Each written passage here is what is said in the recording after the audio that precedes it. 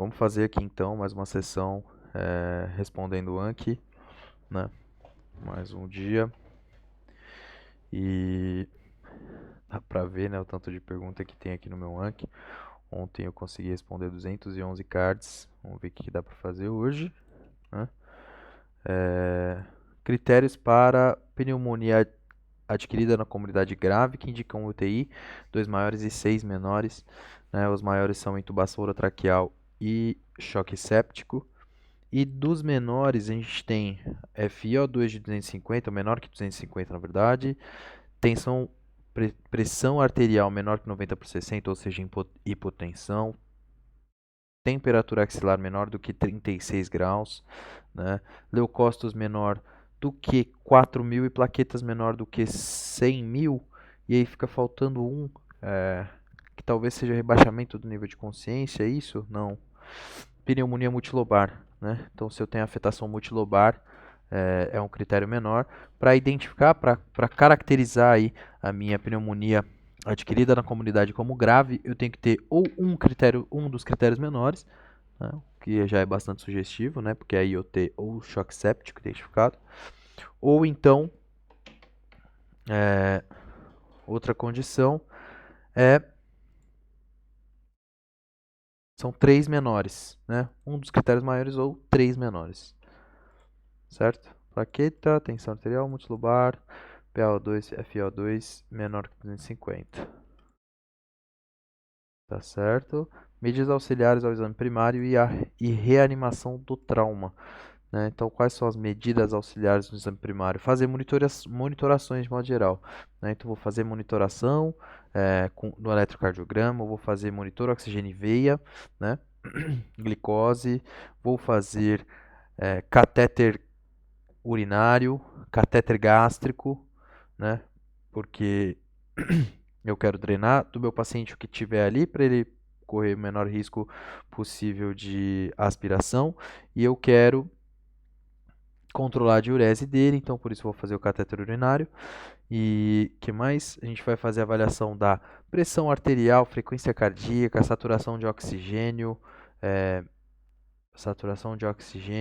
frequência respiratória e gasometria. Lembrar de gasometria sempre.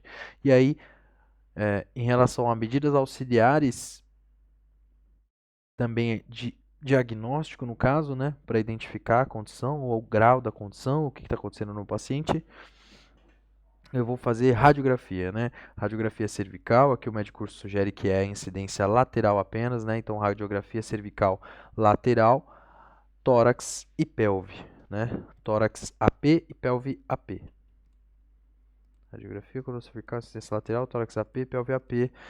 Só lembrar que lá no hospital a gente fez cervical AP, né? Não fez cervical frontal. A imagem foi feita pelo tomógrafo, não foi pela máquina na radiografia, né? Não foi pela máquina de raio-x, foi pelo tomógrafo, mas é óbvio, né, que eu consigo uma incidência AP e uma lateral a partir de um tomógrafo, né? Talvez consiga até oblíquas, mas não é bem esse o caso da discussão. Lógica no tratamento de lesões traumáticas da via biliar extrahepática, estável e instável, né? Então, estável, no paciente que está estável, eu vou operar esse paciente. Traumáticas da via biliar extrahepática, eu acho que eu vou operar e instalar dreno de Kerr, né? Paciente estável e no instável. A diferença é que no estável eu posso conduzir no sentido de identificar, fazer uma imagem, né, bonita. Então, paciente instável, podemos fazer ligadura e reabordar em segundo tempo, né? Então, no paciente, agora, essas são as ideias, né? Então, aqui no paciente estável, posso operar direto, fazer um reparo primário, instalar o dreno de Kerr, que é o dreno em T, né? Em que eu... Por quê? Porque o que eu quero evitar aqui é que eu tenho certeza que vai acontecer, ou tenho quase certeza, ou alta probabilidade de acontecer estenose, né? Estenose hipertrófica da cicatriz aqui na minha via biliar. E eu decido instalar o dreno de Kerr justamente para evitar a estenose e para eu poder coletar certa quantidade que não vai ser utilizada de bile aqui para minha bolsa e passar só o que vai ser utilizado de fato aqui para o duodeno. E no paciente instável, o que vai mudar aqui? Eu não vou poder fazer o reparo primário ali, não vou poder operar direto. Então, o que eu vou fazer? Eu vou fazer uma ligadura, não posso deixar essa ligadura por muito tempo, acho que essa ligadura pode ficar por pouco tempo, algumas horas, e depois eu vou reabordar o paciente, né? Mas porque o paciente está instável, eu estou procurando ali evitar que ele tenha mais complicações, maiores complicações, que ele tenha uma peritonite por causa dessa lesão. Provavelmente ele já vai estar aí com peritonite, né? Lembrar que a bile também é um fluido que é estéril, então não necessariamente por ter bile ali é que ele vai ter infecção, né? As figuras A e B correspondem ao exame radiológico obtido em um paciente de 11 meses que apresentou edema febril simétrico, doloroso, de início súbito em mãos e pés. A imagem B foi obtida 15 dias depois da imagem A, que corresponde ao primeiro dia da imagem descrita. O diagnóstico mais provável é Kawasaki, na média, síndrome mão-pé, osteomielite, artrite idiopática juvenil, né? Muito juvenil aqui para a artrite idiopática juvenil estar se manifestando dessa maneira, mas o que a gente está pensando aqui, pacientezinho com 11 meses, é que ele tem anemia falciforme, e esse já é o momento em que a anemia falciforme começa a se manifestar, né? Então ele tem anemia falciforme, as células falciformes acabam por obstruir aqui os pequenos vasos da circulação na periferia, e ele tem essa síndrome Mont-Pé aí com edema importante. Eu não consigo fazer muito bem aqui o metabolismo ósseo, e aí eu tenho, acabo por ter essas falhas aqui no meu metabolismo ósseo com necrose. Por quê? Porque eu não consigo vascularizar, né? Eu tenho obstrução. Então, síndrome Mont-Pé, opção B, resposta B, é isso mesmo. Síndrome Mont-Pé é uma condição que acontece no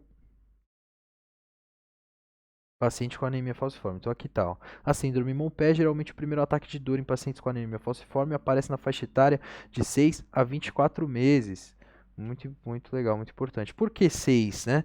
Porque antes dos 6 meses, geralmente não há sinais ou sintomas de doença falciforme, pois até o momento o paciente ainda tem muita hemoglobina fetal, né? Que é uma hemoglobina diferente da HbS, que é a que prevalece no adulto, certo?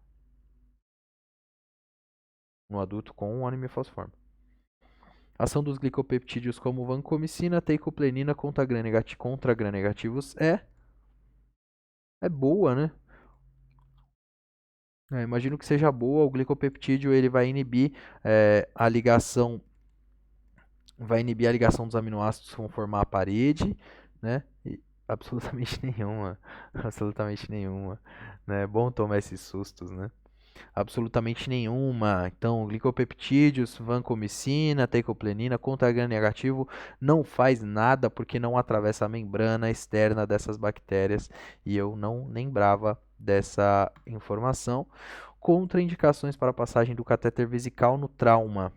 Quais são as contraindicações? Bom, se eu estiver olhando e meu paciente estiver sangrando pelo meato urinário, sangue no meato urinário, sim. Se eu tiver equimose ou mancha, né, ou se eu tiver hematoma na região perineal, na região do saco escrotal, na região da pelve de modo geral, eu vou estar suspeitando aí desse tipo de lesão, né? O meato urinário, eu não quero passar um catéter ali porque eu vou acabar por arreganhar o restante da lesão. Eu não quero passar se o paciente tiver um bexigoma, porque eu estou imaginando que pode ter também lesão no meato urinário.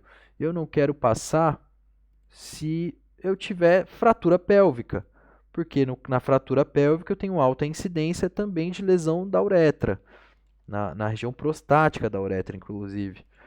Então, ou pré-prostática, né? Entre a próstata e a bexiga. Então, fratura de pelve, retenção urinária, bexigoma, hematoma perineal escrotal e sangue no meato. Maravilha. Na gestante asmática, se necessidade de uso de SABA, 48 horas Short Action Beta Agonist, 48 horas pré-parto. Possível resultado para o RNE, tal. devendo-se realizar devendo-se realizar tal coisa nas primeiras tantas horas de vida, né? Então, o possível resultado para o RN é a hipoglicemia, né? O possível resultado para o RN é a hipoglicemia, porque o RN vai acabar por consumir mais e eu devo realizar monitorização nas primeiras 24 horas de vida, né? Então, hipoglicemia, monitoração glicêmica nas primeiras 24 horas de vida, o SABA, né? O maior exemplo de SABA nosso, salbutamol com aerolim. Tal coisa forma o folheto interno da cápsula de Bowman. Folheto interno da cápsula de Bowman. Folheto externo são os podócitos, a membrana basal, talvez, folheto interno da cápsula de Bowman.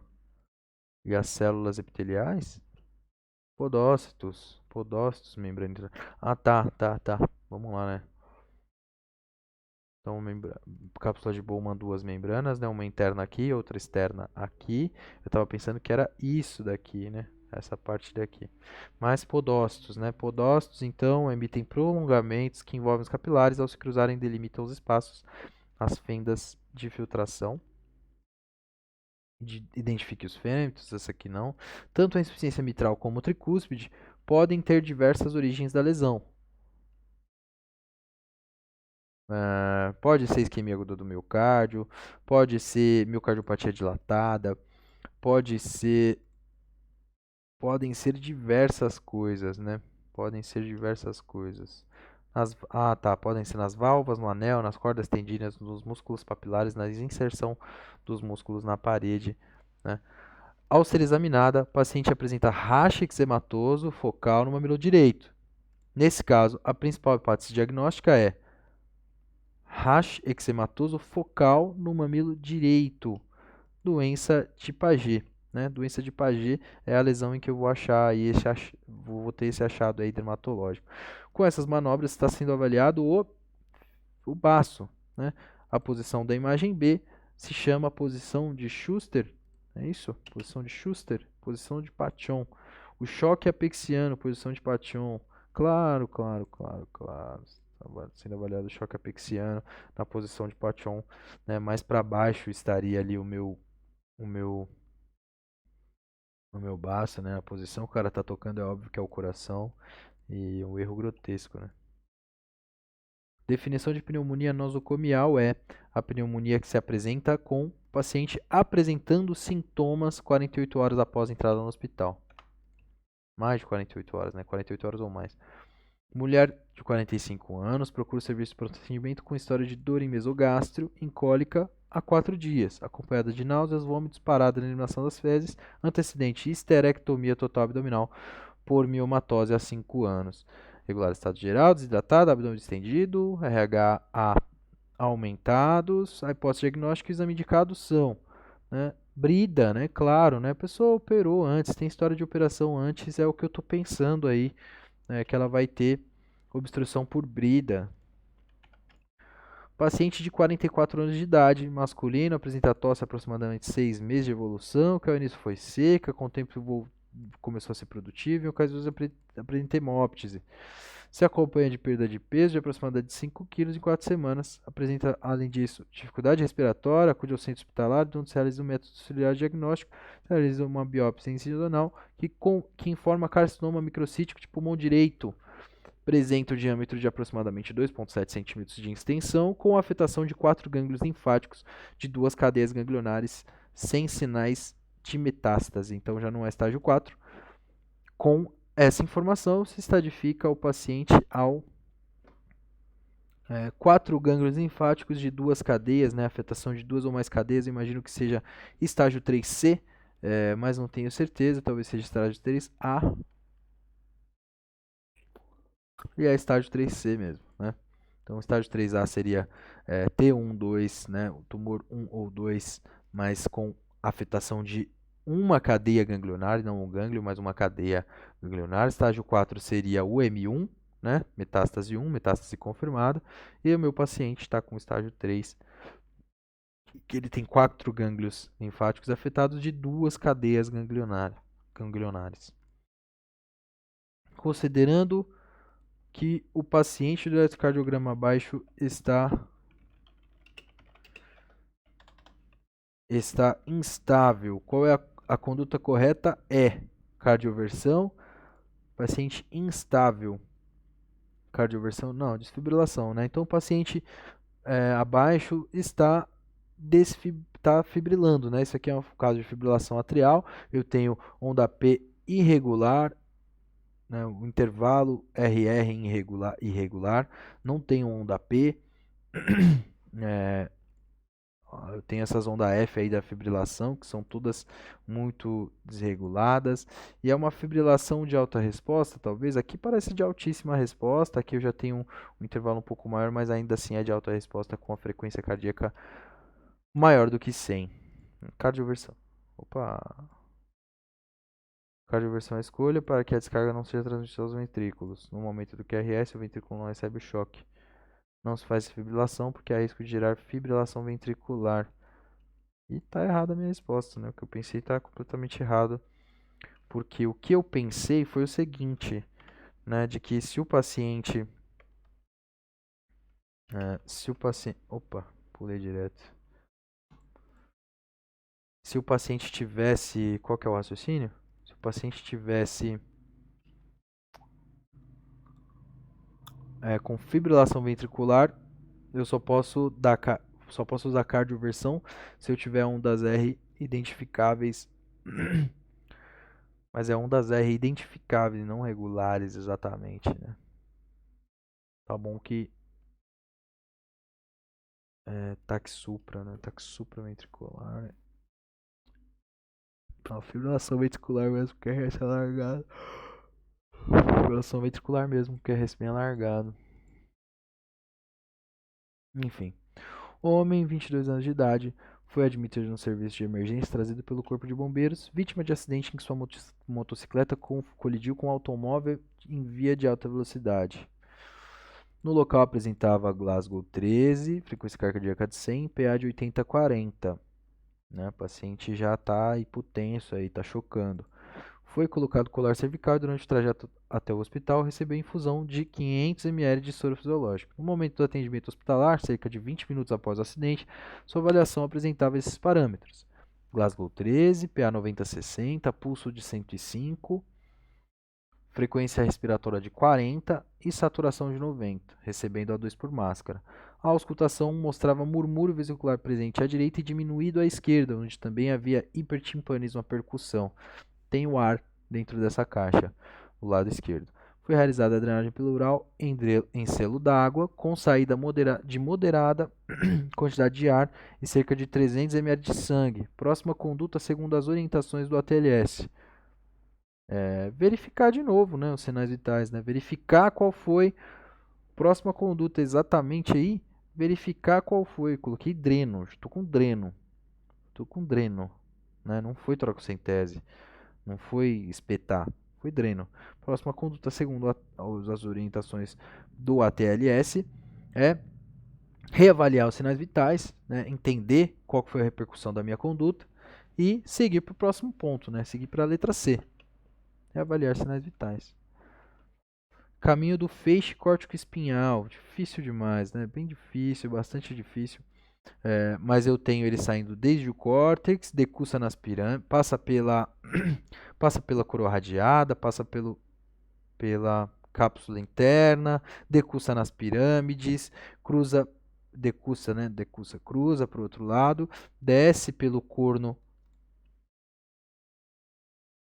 primeiro neuromotor, né? Desce pelo corno anterior medular até fazer sinapse com o segundo neurônio motor. Desde aí eu venho para a raiz ventral do nervo espinhal correspondente e junção neuromuscular. Corpo localizado no giro pré-central do córtex, lobo frontal, coroa radiada, foliam-se no joelho do braço posterior da cápsula interna e formam o feixe piramidal, né? Feixe piramidal que decursa nas pirâmides, anda. O feixe piramidal é composto inicialmente pelos feixes córtico espinhal e córtico nuclear. Os do feixe córtico espinhal seguem por fibras descendentes na região anterior do tronco, cruzando para o outro lado na decussação das pirâmides e segue pelo funículo lateral da medula. Essa aqui era uma informação importante, né? O funículo lateral da medula é o último caminho que ele está descrevendo aqui. Osteoporose e osteonecrose, respondi essa ontem, ainda está muito clara, né? Então isso aqui tudo são possibilidades de resultado para o uso de glicocorticoides. O uso de glicocorticoides pode provocar isso aqui. Nossa, o iPad restaurou. Será? Tá restaurando, que maravilha. Ah, não. Houve um problema temporário ao concluir sua solicitação.